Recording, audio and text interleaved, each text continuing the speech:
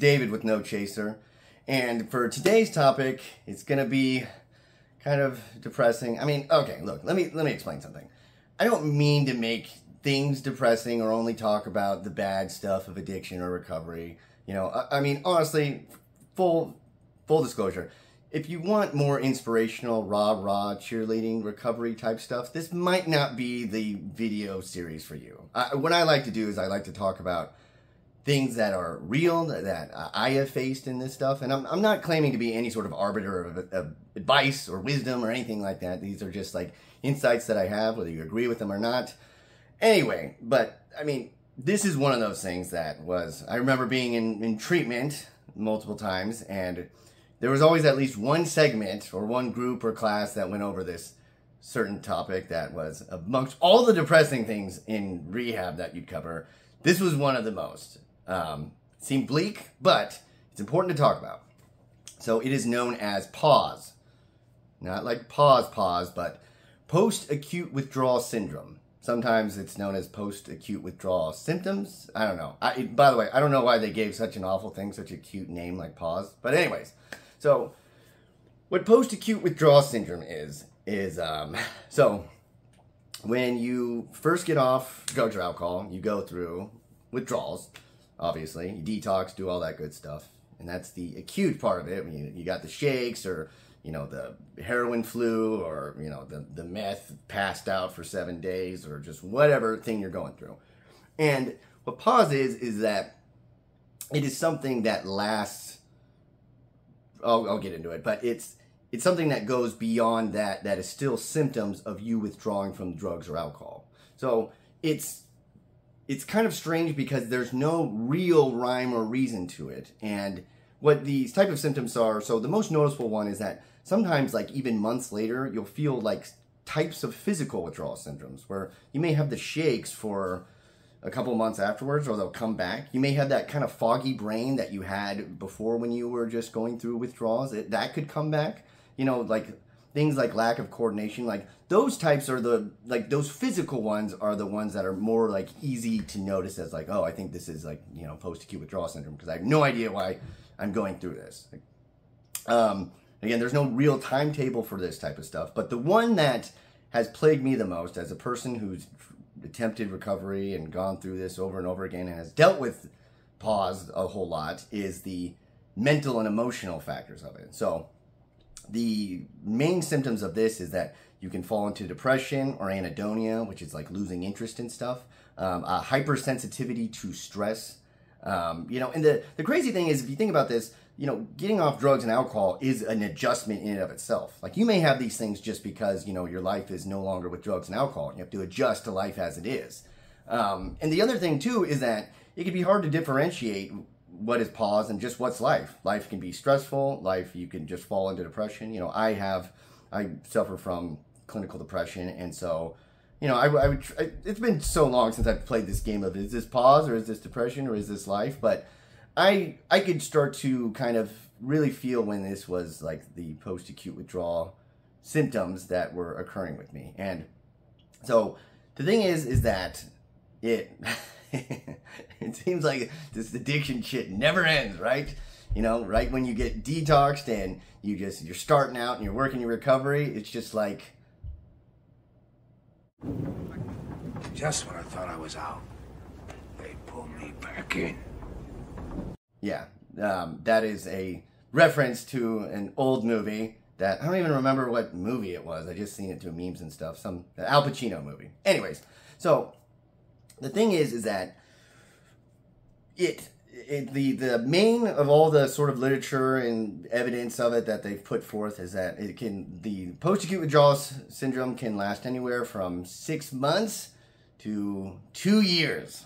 Now, here's one thing I will say, though. You know, I want to preface this by saying that, as not great as this sounds, you know, I really think of it as one way. It's like, oh, this could be difficult. It's like, oh, man, you have to put up with this shit while you're just trying to adjust to life and get in recovery and all this type of stuff, and just, you know, repair relationships, deal with, you know, the wreckage of your past, as they call it, or, you know, trying to make amends for all the shit you did, and like, now I have to deal with this too. But the way I think about it is that, like, you know, honestly, think about it, what is your other option? To go back to drugs and drinking? So it's like, you could deal with this stuff and it could be, a real struggle and tough and a lot of inner turmoil, or you could live under a bridge. And there's times where I would just like, you know what, fuck it, I want to live under a bridge. But not really. I say that, and then when you actually live under a bridge, you're like, maybe I'll deal with the post-acute withdrawal syndrome and trying to have a normal life. But this is something that I know really, it hits people, and it leads a lot to relapse because there's this sort of, you're trying to get your life back together, and then these things like depression hits, or, you feel out of sorts physically and, mentally and emotionally. And, it's already a grind to stay sober, depending on how long you'd been using before, or, what go around this is. If you relapse before, it's already difficult enough. And then when this sort of thing hits you, this is what happened to me personally, is that I would go through these types of symptoms, and then I would be okay. I would just kind of get through it, rely on others, try to do all this type of stuff.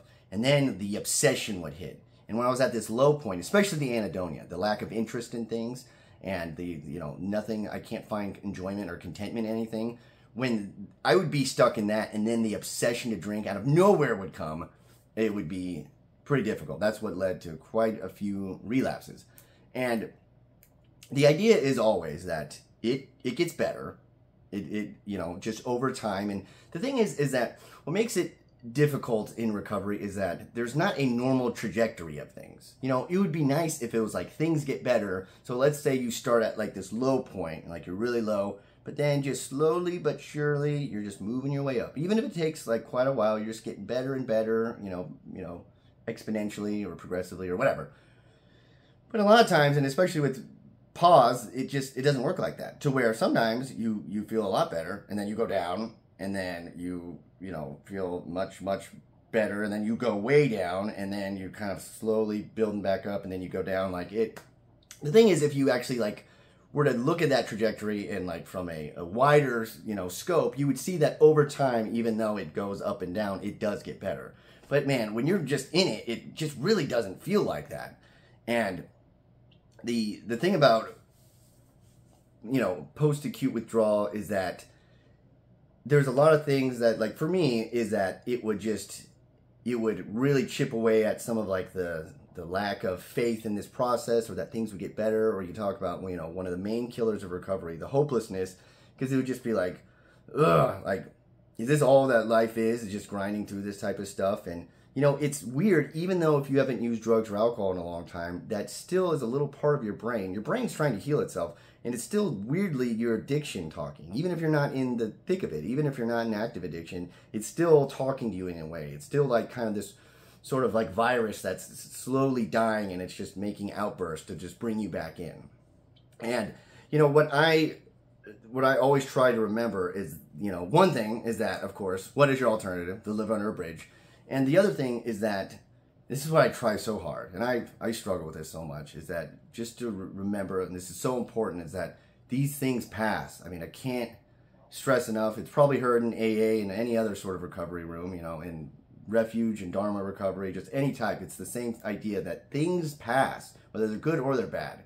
And, what I think the thing that really hurts is that the idea of post-acute withdrawal, when you go through this high stress, and you're out of sorts, and you're dealing with all the other natural stuff that comes with trying to rebuild your life, that it could just be discouraging, and by the way, someone that's trained in instant gratification, I know that I just want things to get, maybe I wouldn't be so greedy to say I want things to get better right away, but I want them to follow a pattern of okay, every day it needs to get a little bit better and better.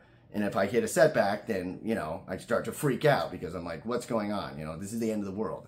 And you could look up a lot of probably much more scientific or, well-doctored lectures about post-acute withdrawal syndrome. For me, this is a person-to-person just experience with it.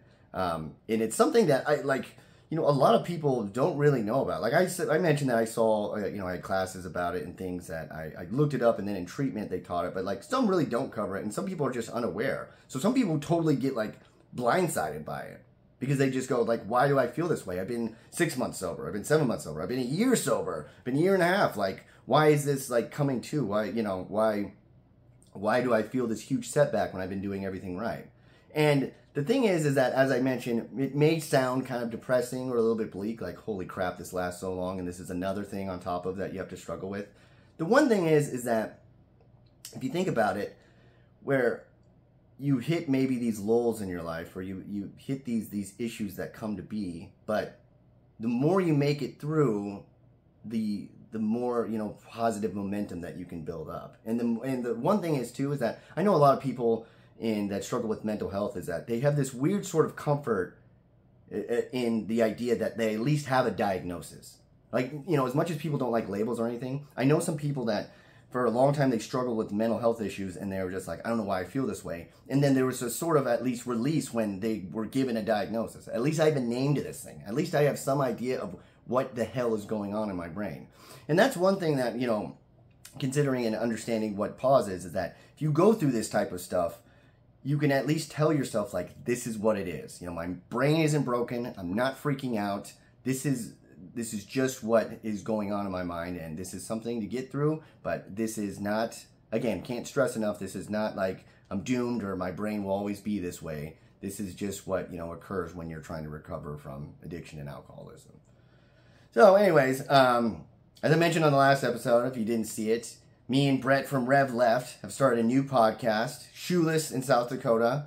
It is a very different type of podcast. It does deal with, addiction, mental health type of stuff like that. Then just a whole bunch of other nonsense, but silly nonsense.